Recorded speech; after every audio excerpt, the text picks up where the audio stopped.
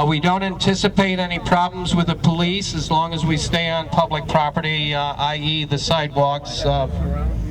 And if you do run into any people who are counter-demonstrating against this march, we advocate that you ignore them, don't engage them, and if they're persistent, just summon one of the peacekeepers to take care of the situation. We have a governor who is advocating that he is the only person that's going to make a decision both on the infrastructure of fracking, which of course involves the energy project that's proposed for the west side of Seneca Lake here behind us, as well as fracking itself. And I refer to this as taxation without representation. To wit, the elected officials in both the Assembly and the Senate of the state of New York have yet to pass a law and to stipulate whether or not they're in support of this infrastructure that is being constructed to support fracking in New York State. So the taxation, you might ask, what's the taxation? When fracking comes into a state, the other states that it's come into, property values plummet. The difference between the property value of your homes before it came in and after it came in, I refer to as a form of taxation. Your neighbors that are renters, that are not property owners, they're going to pay between 3 and 4 times the amount of money that they're currently paying for rent. Or they're going to move out, which most people in Pennsylvania who are experiencing this do. Who pays for the services to provide for those people? Do you think the oil and gas industry are going to come in and say, we'll take up the safety network of these individuals that have been displaced in this way? For me, it's another form of taxation. So those words somehow ring familiar to me.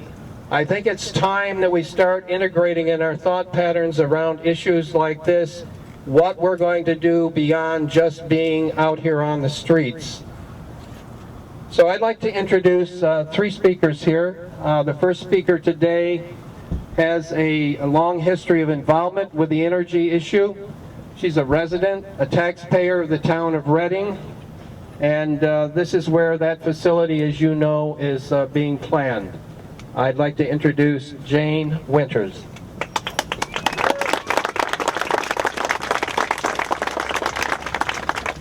Actually, I more than live in the town of Reading. I live in Reading Center. Right here. Aha. I live in Reading Center. So that's my Reading Center sign. Oh well. There was a letter to the editor a couple days ago by Mr. Bill Moeller, who seems to think that we don't know any facts. So I want to encourage people to go to energylp.com and get the facts straight from their website. They no longer refer to propane storage at all.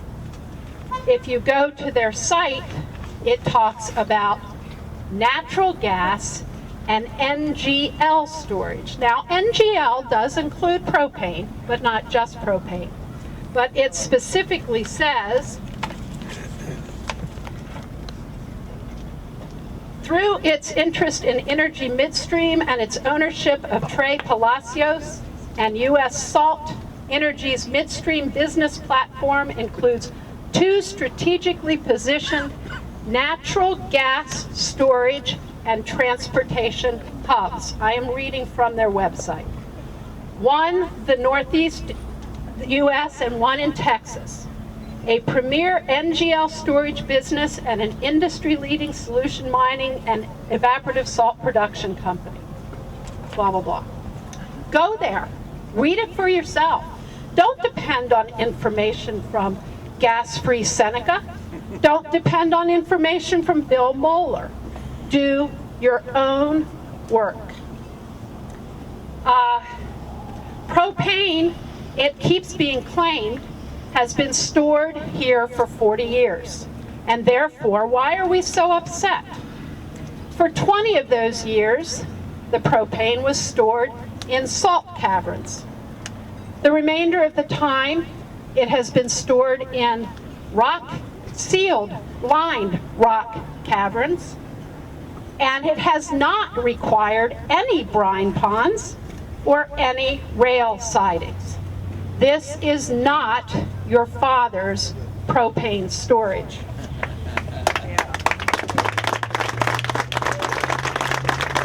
For Mr. Moeller to claim that the energy project is more of the same is very disingenuous.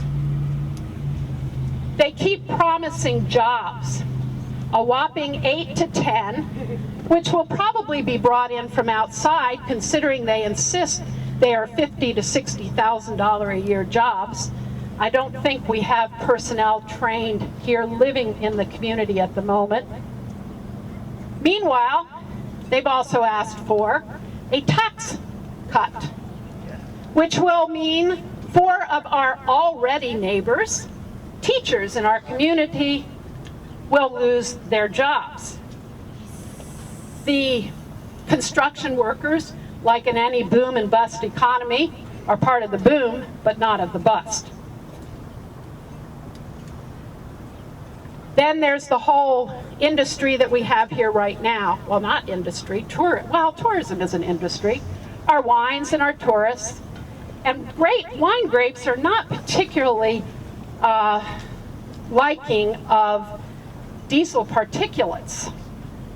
And they say there will be no increase in truck traffic, yet their own website speaks of 45 trucks per day.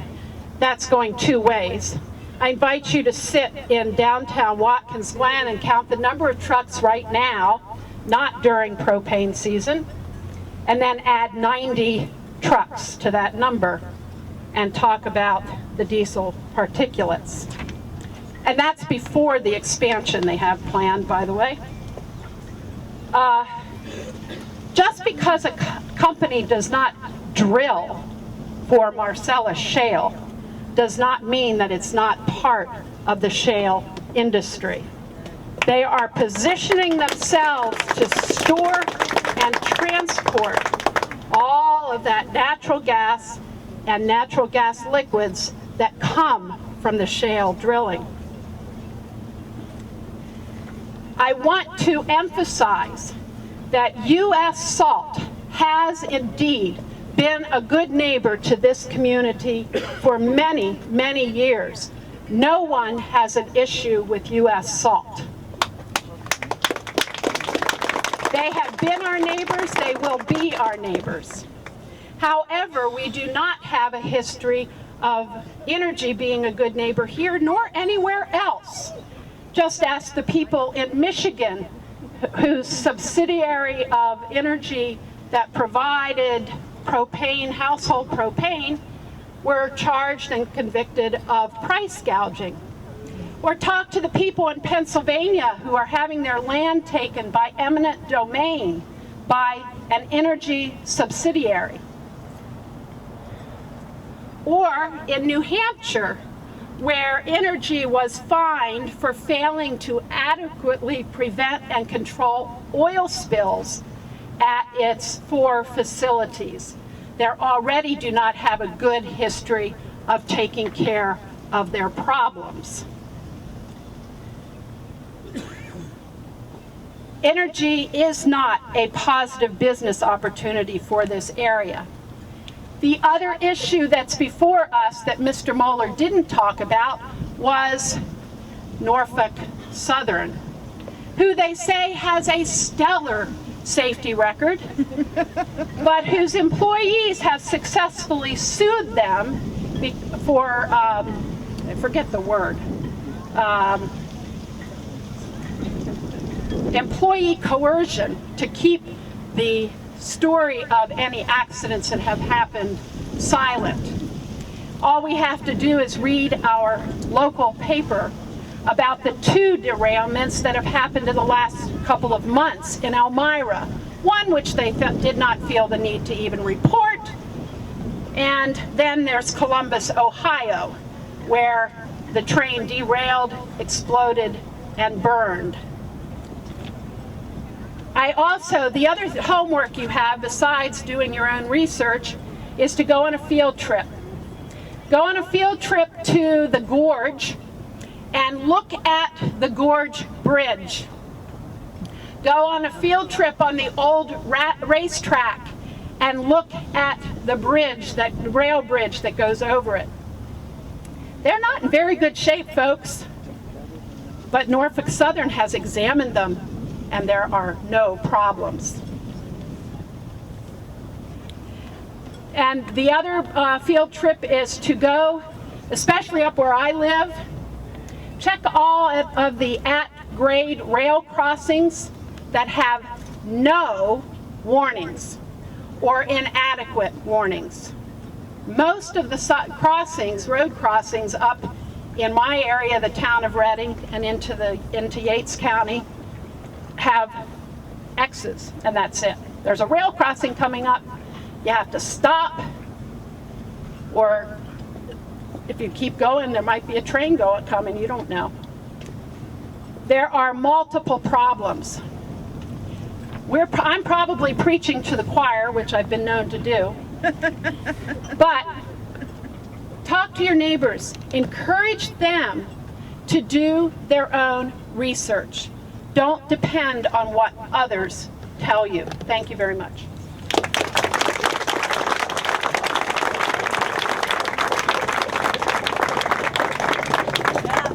And now we have one of these courageous people who happen to be a businessman and also happen to run a winery in our area, who's been up front on this issue for a long time. For those of you who are in business, you know that it takes a special brand of courage to come out on a controversial issue because you're running the risk of antagonizing some of your potential customers. However, given that fact, this man has been out in front of this issue right from the beginning, and I'd like to proudly represent and introduce Lou Damiani.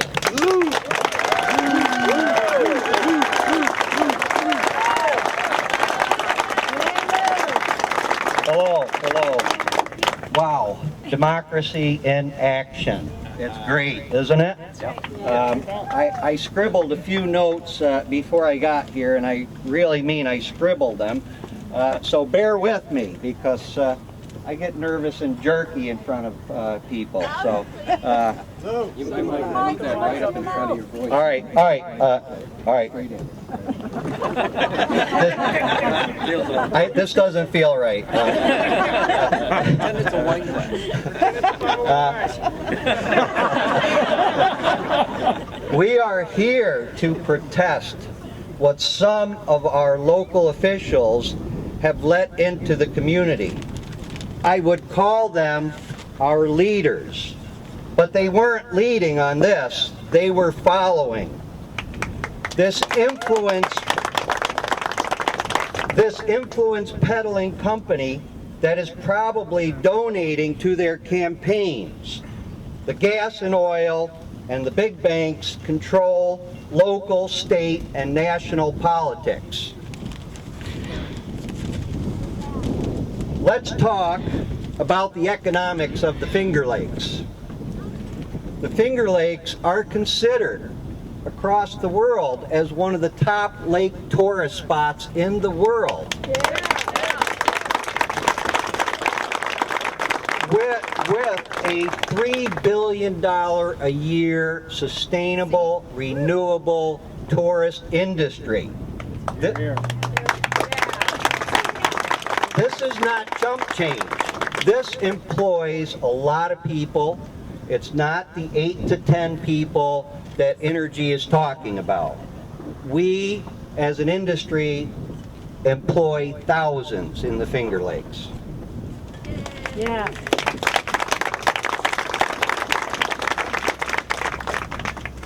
This tourism depends on a rural, country-like, pristine environment. The tourist industry I'm talking about is not just the wineries, although they are a big part. We're talking about the bed and breakfast. We're talking about the leaf peepers. We're talking about fishing and hunting. All this is part of a huge tourist industry that's renewable and sustainable. We're talking about breweries. I don't want to leave breweries out. We cannot have it both ways. We cannot have a tourist industry dependent on this kind of environment and industrialize the area. You cannot have it both ways. So to the degree we industrialize, to that degree we are going to take away from the tourist business. And the pristine area, the fresh water, all the communities that this lake serves. It's just to speak about our local elected officials. At the north end of the lake, what did they do? They put one of the largest dumps in the state there, which is now leaching in and poisoning Montezuma. And at the south end, they want to put the largest gas storage area in the northeast. This is their vision of the Finger Lakes. This is the vision our officials are operating with. Help me understand this. I get so upset. It's just mind-boggling that this is the vision they're working with. You don't have to be a visionary to come up with a different scenario. All this for 10 jobs. And now we hear that Energy wants to reduce their tax rate. If this is not telling us what kind of community partner these folks are, then you're pretty blind.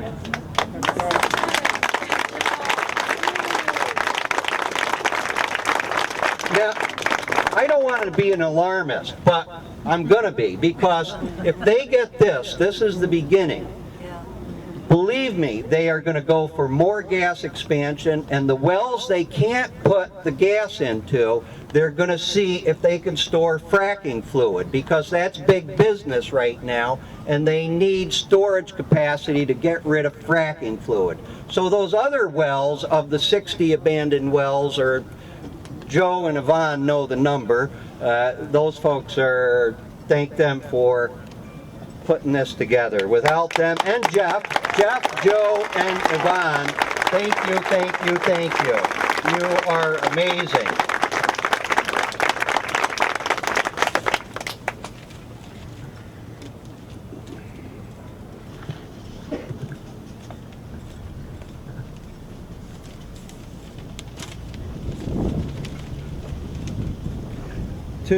What do you say to such overwhelming hubris and disregard for the people and communities that the lake supports? What can you say?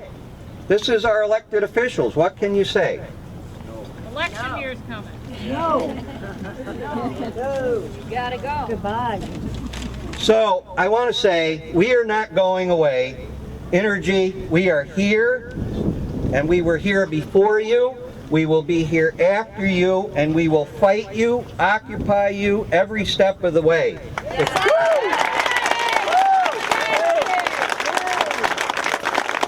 If our local leaders want to split this community in two over 10 jobs, again, what does that say about our local leaders? Over 10 jobs they want to split, because say, 40 to 50% agree with it, 40 to 50% don't. Whatever the numbers, whatever the percentage, they're willing to split this community over 10 jobs. So I just want to end with the immortal words of the Rolling Stones. Went down to the demonstration to get my fair share of abuse, singing words like, "Energy, get the hell out of here before we blow a 50-amp fuse."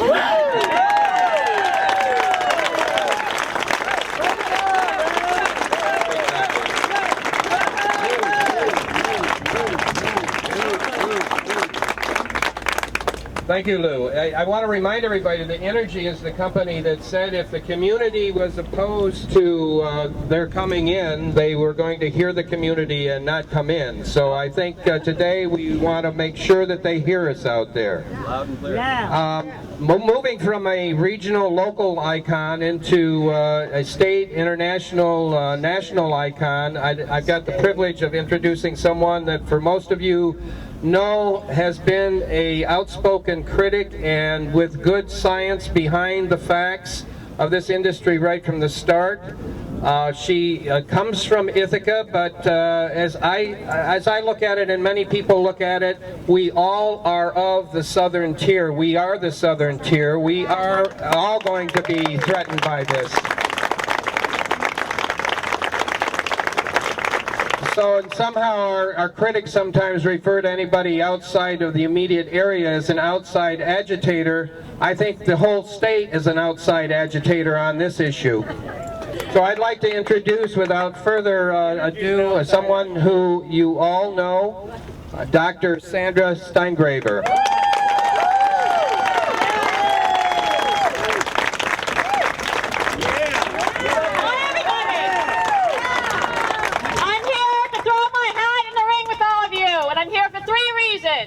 I live right over there in Trumansburg, New York, downwind from here. What happens here happens over there. I'm here because I'm a biologist, and I've testified at the public hearing about the environmental impact statement. That environmental impact statement has not answered the most fundamental question. Will the number of jobs provided by energy exceed the number of people it's going to kill? Right? We need to know the answer to that before we allow somebody to come in and take over our land. Why do we worry that people are going to be killed? Because you cannot do what energy is proposed to do without laying down a blanket of smog over this whole area. And that kind of air pollution kills people.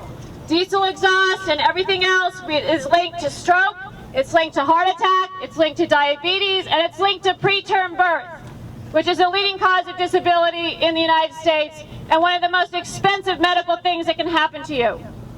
It's cause of asthma in children. It's an $18 billion a year problem in the United States. So if you pollute the air by an explosive, dangerous energy project here, all downwind, children and pregnant women are endangered. I know this as a biologist. I spent the last 20 years looking at these kind of data. Are we going to let this kind of energy industry spoil the air on which our children's lungs and our wine grapes depend? No. That's the question for us. I'm also here as a mother myself. When I was pregnant, I received all my prenatal care right here at the September Hill Birth Center.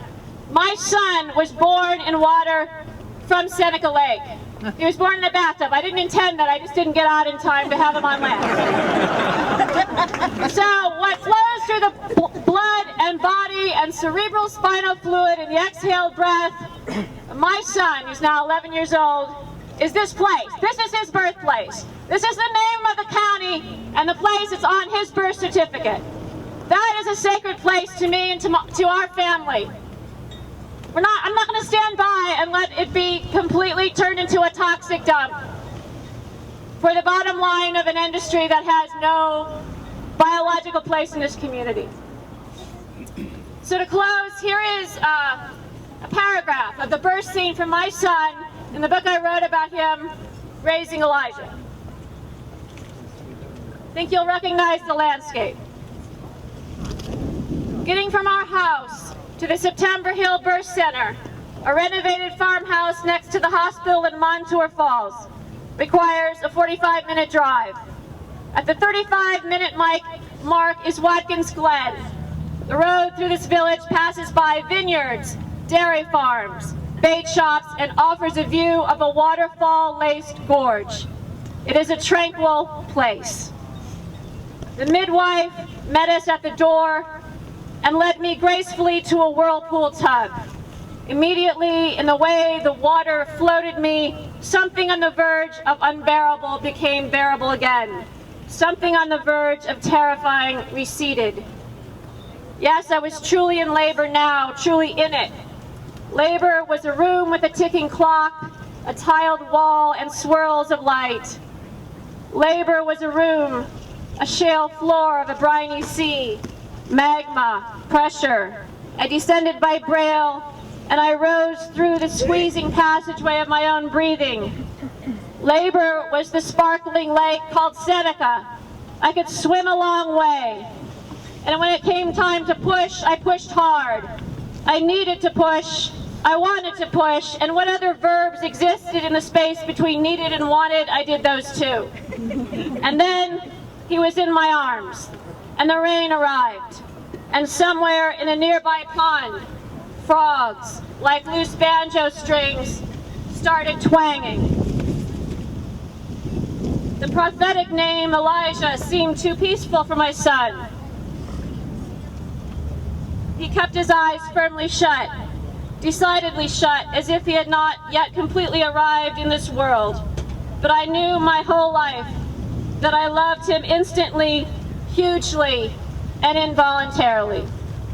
And I love this place hugely, instantly, and involuntarily. My message today to energy is that I won't stop until you stop. Let's say it together. I won't stop until you stop. I won't stop until you stop. Thank you.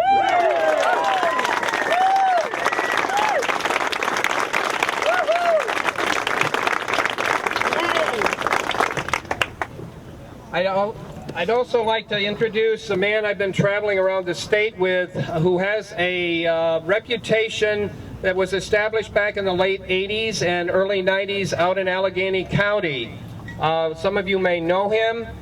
He was documented in a film called My Name is Allegheny County, in which everybody that was arrested out there identified themselves as Allegheny County.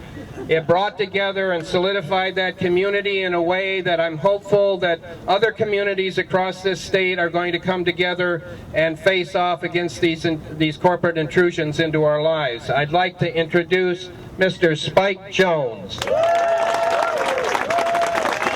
Is this thing working? I'm going to make this quick because I think we ought to get on the march. But I would like to point out something that came out this week. The people of New York State pushed the nuclear industry all the way back to the drawing board. And it was announced this week that no new permits for any nuclear power plants will be addressed until they can address their own waste issue. So something that happened with the citizens of New York 20-some years ago is still resonating in the news today. So you can win. We can push this back. The thing that amazes me is the people who are here, when you think about it, for 30 years, especially anybody with the hair color I got, has been told that we got to move away from gas and oil. And then all of a sudden, over the last 5 or 6 years, the answer to our energy crisis is gas and oil. It don't make sense to me. Okay, we're going to get started here. The gentleman over here in the orange shirt with the funny hair is Sam Law. He and Yvonne are going to lead off. No. That's Reed. Huh? That's Reed. That's Reed. Oh my God. Oh. Gee. Are we gonna put Okay, first off, let's again notice the hair color. Okay. Reed is going to lead off with Yvonne. Jack and I are going to pull up the rear end, about where we belong, and let's go tell this community what we already know. We have one more thing to do here.